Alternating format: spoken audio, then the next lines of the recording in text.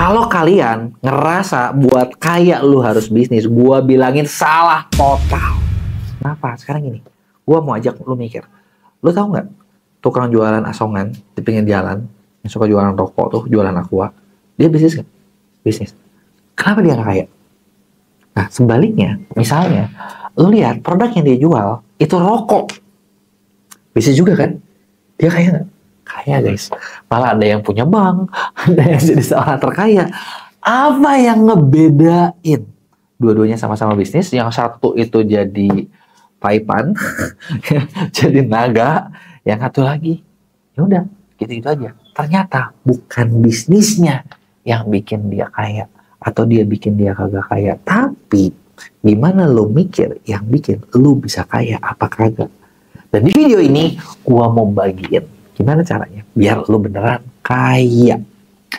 Makanya sebelum kita mulai, buat lo yang baru nonton, jangan lupa buat klik subscribe-nya dan lo aktifin tombol loncengnya ya. Oke, jadi sebenarnya gimana sih caranya biar kalian bisa benar-benar kaya, terutama lewat bisnis? Yang pertama yang gue mau kalian adalah, yang bikin kaya adalah bukan bisnisnya, tapi pola pikirnya, strateginya, dan baru actionnya. Karena gini, sesimpel cerita gue yang tadi, yang bikin itu pedagang asongan gak kaya adalah karena dia mikirnya dari awal, ya udah, gue mau jualan rokok, gue jalan di jalan ini, gue cuma mikir gimana caranya biar produk gue laku.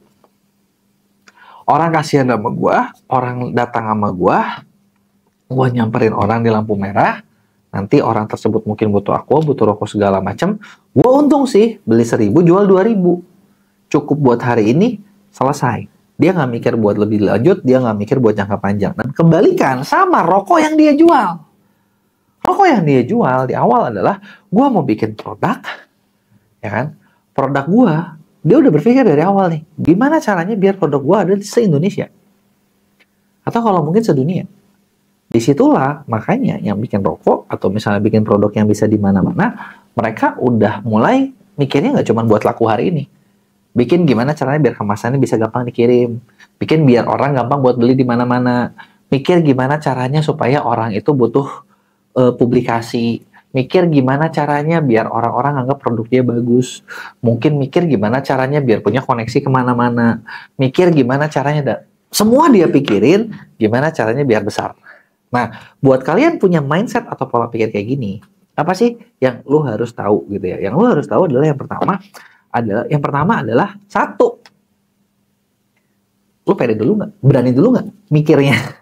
Karena gini, ternyata hidup kalian itu tergantung dari seberapa banyak lo mikir. Jadi kondisi kalian saat ini sebenarnya tentuin dari kondisi pola pikir kalian. Mungkin kayak 1 tahun lalu, 2 tahun lalu. Jadi lo sekarang kondisinya kayak gini nih. Gue nggak tahu enak apa enggak, gue nggak tahu lo cocok apa enggak, gue nggak tahu lo puas apa kagak. Itu ditentuin dari 1 tahun, 2 tahun, 3 tahun lalu. Kondisi gue sekarang, gue udah mikir itu mungkin bukan dari sekarang gitu loh. Tapi dari 5 tahun lalu gue udah mikir, oh satu hari nanti gue bakal jadi kayak gini, gue bakal jadi kayak gitu. Satu hal yang kadang ngebatasin orang buat apa ya, buat sukses, buat kaya, ya pikirin sendiri. Berani nggak lu mikir buat lu dapetin lebih? Layak nggak buat kalian punya sesuatu yang besar? Nah, kalau lu udah berpikir layak, biasanya otak lu bakal ngebantu. Gimana nih caranya buat kayak gitu? Nah, yang kedua, kalau udah punya pola pikirnya, yang kedua adalah ketika kalian bisa ngelihat, kalau mau jual produk, kalau mau bikin bisnis, satu hal yang sering dilihatin sama para pebisnis adalah seberapa gede atau seberapa besar potensi yang mau dimasukin. Ada istilah market size-nya itu sebesar apa sih? Kalau market size-nya kecil, ya ibaratnya bisnis lu nggak pernah gede.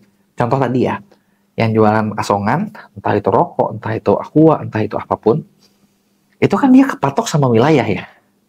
Misalnya di lampu merah nih, satu lampu merah, yang lewat berapa banyak? Oke, banyak sih, tapi pasti beli nggak? Belum tentu. Berapa kira-kira orang mau spend? Kalau orang mau sekali spend cuma 10.000, ya lo nggak bisa dapat duit gede. Orang sekali spend paling banyak 10.000. Bener nggak? Tapi kalau misalnya lo melihat satu market yang lebih besar, misalnya, oh kita melihat mie instan deh. Kenapa sih mie instan laku? Ya karena orang pengen makan banyak gitu. Dan bisa sering gitu loh. Itu kan satu market yang jauh lebih besar. Makanya kalau lo lihat pasar mie instan sendiri gede. Pasar fashion besar. Gitu loh. Banyak produk dengan pasar-pasar yang gede-gede. Nah, ketika kalian masuk di pasar-pasar yang kecil, ya udah. Kalau mau segitu nggak akan bisa lebih besar. Ya bisa sih, jalan dulu di situ, dapat untung dulu di situ, biar punya modal buat nanti lanjut. Nah, kemudian yang berikutnya setelah lu punya market size, nah yang perlu dipikirin adalah gimana caranya biar kalian jadi figur yang paling dipercaya di market tersebut. Gitu. Kalau kita ngomongin nih kayak bisnis-bisnis offline ya, yang punya brand besar, yang punya brand-brand terkenal, mereka tuh akrab banget sama media, bener nggak? Ya kan, jadi media selalu memberitakan hal-hal yang baik tentang mereka, ngeberitain hal yang baik tentang produk mereka, jadinya orang menganggap produk mereka itu bagus, produk mereka itu baik, dan ketika produk mereka itu bagus dan baik, itu bakal bikin orang mau keluar duit, orang mau belanja terus. Makanya mereka paling takut sama yang namanya pemberitaan negatif atau bad publicity, karena itu bakal bikin orang takut buat beli produknya mereka. Nah, ini juga beda banget sama si pedagang asongan yang tadi. Pedagang asongan itu kan nggak peduli ya. Orang ngeliat mereka mau jelek, mau bagus, ya nggak peduli. Makanya orang yang jual barang yang lebih mahal, mungkin tampilannya bakal beda dengan orang yang jual produk murah. Ya kan, karena produk mahal harus kelihatan elegan, harus bagus, harus cakep dan lain sebagainya. Nah, untuk kalian bisa jadi salah satu yang paling diakuin atau salah satu yang paling dikenal, bisa juga dengan cara kalian mulai berpikir untuk menjadi sesuatu yang spesialis banget. Bedanya orang Indonesia dengan orang luar negeri adalah, kalau orang luar negeri, mereka banyak yang, mereka tuh melatih skill, melatih keahlian mereka buat spesifik jadi paling jago di satu bidang. Contoh, mungkin lo pernah dengar ceritanya pendiri Nike ketika bikin Nike. Phil Knight itu fokus banget buat bikin sepatu pelari. Padahal di waktu itu, kalau nggak salah ya, olahraga lari belum setren sekarang loh. Gitu. Tapi karena gara pelari itulah itu yang bikin Nike, oh untuk running paling bagus Nike nih. Nanti setelah itu gimana? Apakah dia jual running doang? Ya, enggak lah. Lo lihat sekarang Nike juga udah punya macam-macam, bener nggak? Punya sepatu bola, punya sepatu basket, punya ini, punya itu, punya ini, punya itu. Kenapa? Udah jadi raja di situ. Udah jadi raja, lo pindah kolam. Udah jadi raja, lo pindah kolam. Udah jadi raja, lo pindah kolam. Caranya kayak gitu. Kalau dari awal udah langsung masuk ke yang gede, wah digebugin sama orang. Dan kalian nggak bisa ngelawan. Ya kan? Orang belum kuat. Nggak punya tempat berlindung gitu loh. Nah, terakhir yang kalian perlu penting adalah lihat masukan, kritik, saran dari orang buat evaluasi. Ini satu hal yang kadang banyak orang juga nggak suka buat lakuin. Gua tahu dengar kritik itu nggak enak, dengar saran tuh nggak enak, dekat negatif feedback itu nggak enak, dengar produk kalian jelek itu nggak enak. Tapi gimana lagi? Ingat, kalau lo mau sukses dalam bisnis, lo bikin produk, lo bikin sesuatu yang dipakai oleh konsumen. Jadi, konsumen adalah raja. Kalaupun mereka ngomong hal-hal yang kadang nggak masuk akal. Gue juga sering sih ngalamin kayak, denger, aduh gila ini nggak masuk akal banget. Ya gimana mereka rajanya? Ya udah lo dengerin.